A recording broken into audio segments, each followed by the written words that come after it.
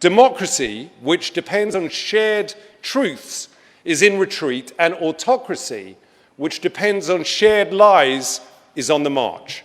Hate crimes are surging, as are murderous attacks on religious and ethnic minorities. Now, what do all these dangerous trends have in common? I'm just a comedian and an actor, I'm not a scholar, but one thing is pretty clear to me. All this hate and violence is being facilitated by a handful of internet companies that amount to the greatest propaganda machine in history. Facebook, YouTube, and Google, Twitter, and others, they reach billions of people. The algorithms these platforms depend on deliberately amplify the type of content that keeps users engaged, stories that appeal to our baser instincts and that trigger outrage and fear. It's why YouTube recommended videos by the conspiracist Alex Jones billions of times. It's why fake news outperforms real news, because studies show that lies spread faster than truth. And it's no surprise that the greatest propaganda machine in history has spread the oldest conspiracy theory in history, the lie that Jews are somehow dangerous. As one headline put it, just think what Goebbels could have done with Facebook. Zuckerberg tried to portray this whole issue as choices around free expression. That is ludicrous. This is not about limiting anyone's free speech. This is about giving people, including some of the most reprehensible people on earth, the biggest platform in history to reach a third of the planet. Freedom of speech is not freedom of reach. Sadly, there will always be racists, misogynists, anti-Semites, and child abusers.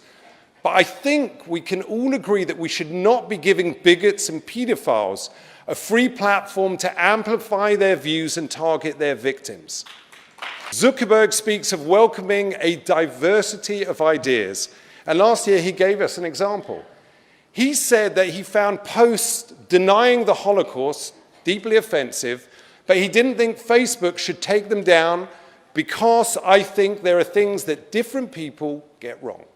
We have, unfortunately, millions of pieces of evidence for the Holocaust. It is an historical fact. And denying it is not some random opinion. Those who deny the Holocaust aim to encourage another one. If you pay them, Facebook will run any political ad you want, even if it's a lie. And they'll even help you micro-target those lies to their users for maximum effect. Under this twisted logic, if Facebook were around in the 1930s, it would have allowed Hitler to post 30-second ads on his solution to the Jewish problem. So here's a good standard and practice.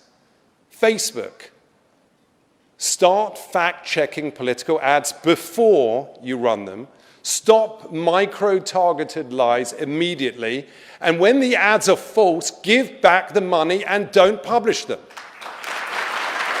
If we prioritize truth over lies, tolerance over prejudice, empathy over indifference, and experts over ignoramuses, then maybe, just maybe, we can stop the greatest propaganda machine in history. We can save democracy, we can still have a place for free speech and free expression, and most importantly, my jokes will still work. Thank you very much.